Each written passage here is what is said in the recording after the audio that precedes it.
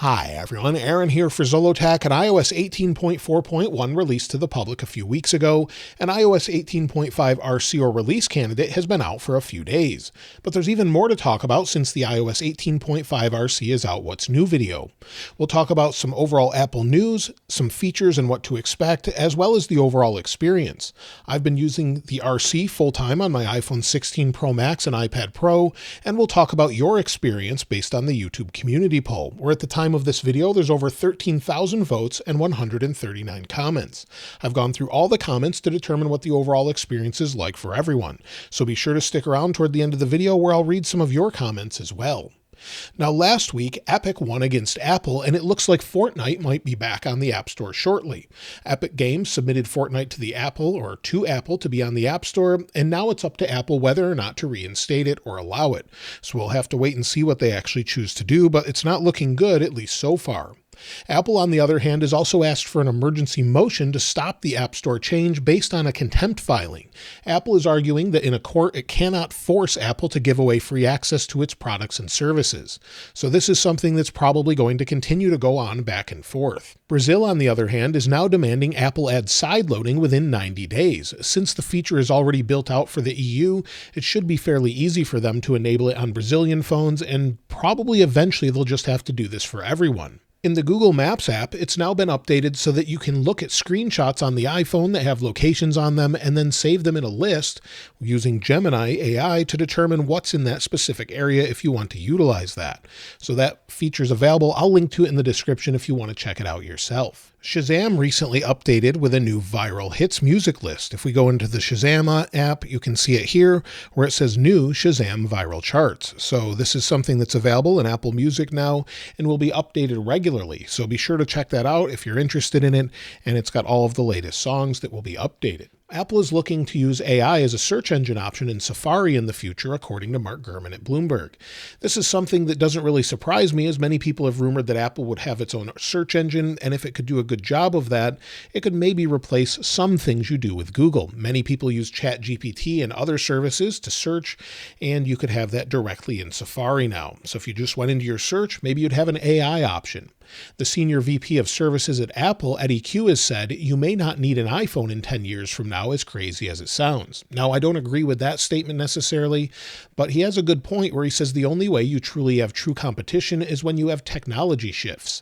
Technology shifts create those opportunities. AI is a new technology shift, and it's creating new opportunities for new entrants. So I know a lot of people use that for search. It makes sense to at least have that functionality. Now, Apple recently purchased Mayday Labs in April, which makes us think that iOS 19 could have a redesigned calendar app. It would have AI functionality, as the company they purchased had developed AI-based scheduling, calendar, and task management capabilities. So we could have an all-new calendar app, maybe some new capabilities, since Apple hasn't done everything with Apple Intelligence just yet. Now, as far as features, we know iOS 18.5 contains some new features, updates, and changes, but not anywhere near as many as iOS 18.4. iOS 18.5 has a total of about 10 new features and updates and a few bug fixes. We know the update with Mail, we have a new Pride wallpaper, we have the back tap banner. So if we back tap there, you can see the banner there. 5G standalone for Airtel, RCS for Geo in India, Apple Care redesigns, screen time updates, payment updates for third-party devices running the Apple TV app, and satellite connectivity for iPhone 13 models. However, we also expect some updates with Enterprise. Apple updates this website every single time, and you'll see we have 18.4, and there was quite a few things for Enterprise updates. Things such as MDM, or mobile device management, could control whether the default calling and messaging apps can be modified. This is something we should see in iOS 18.5 as well, along with security updates, but we have to wait for Apple to update those. And we'll talk about when to expect this in just a bit. Now, when it comes to the iPhone 17 this year, the iPhone 17 Air is generating the most amount of buzz, and I think the number one question is, why do we need it? And will its battery life be any good? I have one of the dummy models here. You can see how thin it is. And of course, that leaves very little room for a battery. It makes sense that there's some concerns around it, whether or not it would have good battery life, all-day battery life. And there's now rumors that we could have a new battery pack that Apple's working on to sort of help with that. So if it needs a battery pack, I don't know that anyone would really want this if it could barely get through the day, but if it gets through the day for most people and then they might need just a small charge, it could be a great option for some, but we'll have to wait and see what they actually have planned with this.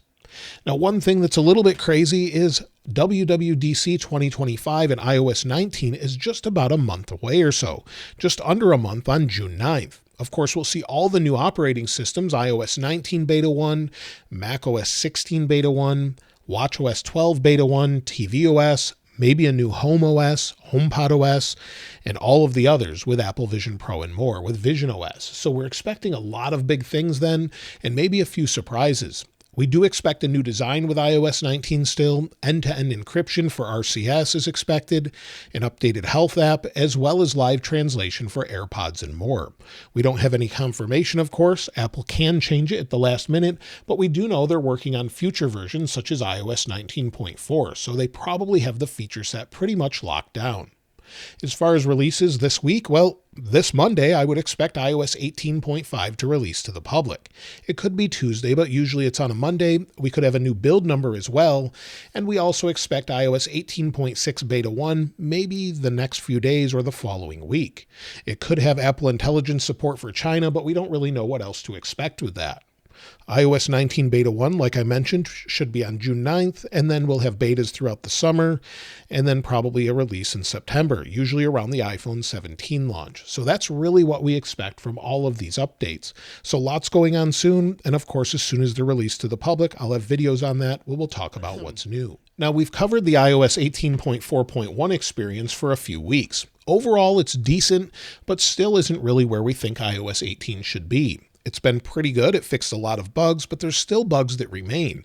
Some people say it has significantly better battery life. There's a few people that say it doesn't, and typically over time that can decline. It just depends on how you're using your phone, what apps you have installed, and more. Connectivity seems to be an issue for many, and there's still some bugs that Apple needs to work out. Thankfully, most of them have been taken care of, but there's still a little ways to go. However, with the iOS 18.5 experience, it seems like Apple has really fixed a lot of those things. It's a significant improvement for me as far as battery life. I talked about that last week, and there's some slowdowns and lags for some people, but usually a reboot will fix this. Not always, but most of the time it does. Looking through the different comments I mentioned earlier on the YouTube community poll on the post page, many people said that it was much better than iOS 18.4.1 in many different ways. CarPlay is working for most people. I did see a complaint in a Mazda, and sometimes it's car specific as Apple changes something and the car needs an update. Or sometimes they change it and the car manufacturer has to let them know they changed something, and it can be a bit of a pain. But either way, that's something that needs to be updated, and hopefully is fixed in this update, or Apple does something in the future. AirDrop seems to be fixed for me in this update. I used it to transfer this wallpaper to the different devices, and Siri reverting to the older style was fixed earlier on. Wi-Fi hotspot seems to be working, and the wallpaper bug so far looks like it's fixed. It hasn't returned yet and seems to be okay. The same is true with notifications. They're generally very smooth, no issues here. You can see how smooth they are, no stuttering, no issues whatsoever. A few people have said that AirPod connectivity can be a problem for them. Thankfully, it hasn't really been an issue for me, but some people seem to have some issues with it. Also, again, like I mentioned, there's been some lockups and freezing, but it seems to be fairly few people that have this issue, thankfully. I do still hear of touch response issues, but generally that's with a screen protector on. So I have noticed that more on this phone where we have a screen protector on the side, and this one has been fine. I've been using it for the entire week. I went to New York City, had no issues with it. Connectivity was great, and signal was great, and battery life was pretty good as well. We'll talk about that in a moment. When it comes to performance, it's been great for me. Like I mentioned, there's been no stuttering. If we go in here, let's go over into the app library and scroll. And even on iPhone 11, where it's a little bit older phone, it seems to be responding well. ProMotion is nice and smooth, and I know some people say it's not 120 hertz, but it actually is if you scroll long enough. It just depends how long the list is, what website you're on, and if it needs to ramp up or down or not. But some people are saying it's 80 hertz, but I've seen it remeasured at 120 hertz, so it's hard to say at this point. But in general, opening things like music, you saw this already. We went to new. Give it a moment to load. Scrolling seems to be okay here. In general, no problems. My thing in particular I want to work very fast is maybe the camera if I need to snap a photo. And again, it seems to be working just fine. When it comes to the overall heat, generally I've had no issues whatsoever. It's stayed nice and cool. I don't use a case on it typically, so it stays nice and cool, no real issues there. And I really haven't had many problems with it as far as that goes. But let's take a look at it under the thermal camera. On the iPhone 16 Pro Max running iOS 18.5 RC, we're around 31 to 31.4 degrees Celsius. On the 16 Pro Max running 18.4.1, around 28 degrees Celsius or so. So it's staying well within what we would expect, no real issues. And like I said, I've been using it all week and all weekend and no problems whatsoever as far as heat. So I'm sure it depends where you live, if you have a case on it, the overall environment, and of course ambient temperatures and more. But overall, it's been pretty good. Let's go ahead and take a look at battery life. And for me, battery life has been decent, but let's see what it's like for you first, and then we'll take a look at mine. Thanks to Abhishek for sending this in. This is on an iPhone 11 Pro Max with 77% battery health. So the battery health isn't great, but it's actually doing pretty good for an 11 Pro Max. 1 hour and 57 minutes screen on time, 24 minutes of screen off time, using about 30% of the battery. The day before, 2 hours and 15 minutes using 50% of the battery. So it's probably time to get the battery replaced and service, as you can see here. But just having that turned on and getting a couple hours from 50% or less is actually pretty good overall. As far as my battery life, let's go ahead and go to settings, battery and battery health. You'll see I have 100% capacity with 194 cycles, and you can see additional details here from Coconut Battery. As far as my battery life overall, let's check it today.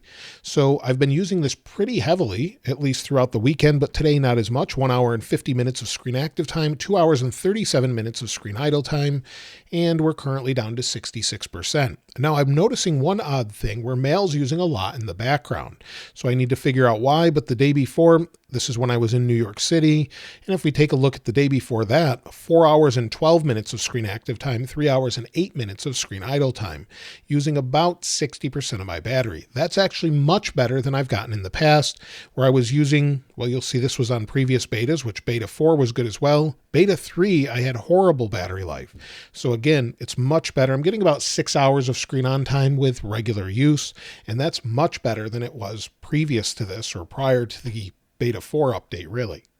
Now, as far as benchmarks, let's go ahead and take a look at those. Benchmarks completed, and all devices are running iOS 18.5 RC or iPadOS 18.5 RC. And on the 16 Pro Max, we have 3,508 for single core, 8,582 for multi-core. If we take a look at the history, it's well within the margin of error, much better than we had when it released initially. And the other options here, or previous runs, are actually a little bit lower, some are a little bit higher, but again, well within the margin of error, and it should be nice and smooth. Now, as far as the experience based on how you've been using your phones, let's go ahead and see some of your comments and what you had to say. Quad Rider Honda said, using iOS 18.5 RC on my iPhone 16 Pro Max. Everything is better than it was on 18.4.1. Battery improved, smoothness improved, and performance has improved. Haven't had any issues on the RC build. CMark08 said, iOS 18.5 RC is doing wonders with battery life on my 16 Pro, lasting almost about 2 days on daily usage. Militev Giev 5053 said, I'm using 18.5 RC on my iPhone 14.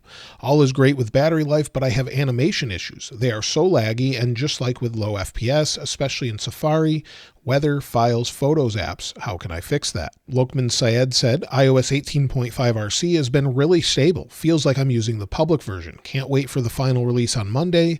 No major bugs, and I think this is ready to be released to the public. I'm using an iPhone 16 Pro Max. Austin Nix 4416 said, 18.5 is definitely not ready if you are a VoiceOver user. When media is playing, the majority of the playback controls are not viewable by VoiceOver on the lock screen, dynamic island, or control center. I'm hoping for either an RC2 or another build, which is also available to beta testers on Monday or Tuesday. And yes, I have made Apple aware of both of these issues. Fejas said, I used 18.5 in the hope that the CarPlay issue I had would be resolved, and in fact with 18.5 RC it got actually worse.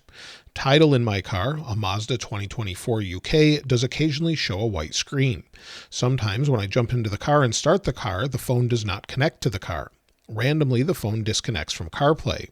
What has improved is battery life, which is truly amazing now. One Gaz Watt said, iPhone 16 Pro Max, iOS 18.5, I feel lag sometimes when unlocking the device by swiping up, it stutters. Same goes for opening apps, but not always. Other than that, it looks fine, and I feel a huge improvement on battery life. Like at the end of the shift, I still have 65 to 70% of the battery, which is insanely good. Current says, I'm currently running 18.5 RC on my 16 Pro Max, and the performance is really good. Those micro stutters and lag are almost gone, making it very stable. Battery life is the same as 18.4.1. As far as overall storage, let's go into settings, general, and then iPhone storage. On the left, I have iOS 18.4.1. On the right, iOS 18.5 RC. You can see overall the size is smaller on 18.5 RC because Apple Intelligence is at 6.28 gigabytes compared to 6.87 gigabytes on 18.4.1. However, the iOS update itself is slightly larger at 12.39 gigabytes compared to 12.36. Overall, it's taking less storage, which is great. Maybe they're refining code more for Apple Intelligence. We just don't know yet. Now, iOS 18.5, 18.6, and future iOS 18 updates should not see a whole lot of features. Apple is saving those for iOS 19, of course, and that's what we're looking forward to in the future. As far as if iOS 18.5 is ready, as far as the RC, well, for most people it is. Hopefully they fix the issues with VoiceOver and a few other things here and there with CarPlay so it's more compatible, but in general, it's much better for most people, and it really should have been this way when iOS 18 launched to the public. It's difficult to develop code that's stable when you don't have a million people using it yet, but overall I think it will get better, and hopefully that's what we'll get with iOS 19. It will be a stability update, maybe a change. I'm really hoping for that. But let me know what you want most from iOS 19, whether it's stability, split view as a feature, or something else. So that's everything with iOS 18.4.1, and of course iOS 18.5 should be out next week. So we should have that, and then of course iOS 18.6 is next. I'm looking forward to many more future updates with stability. There's not a whole lot of features I want to see, but I do want to see a redesign myself. So again, let me know which one you're looking most forward to as far as your features, maybe split view or something else in the comments below. Of course, if you'd like to get your hands on this wallpaper, I'll link it in the description like I normally do. And if you haven't subscribed already, please subscribe. And if you enjoyed the video, please give it a like. As always, thanks for watching. This is Aaron. I'll see you next time.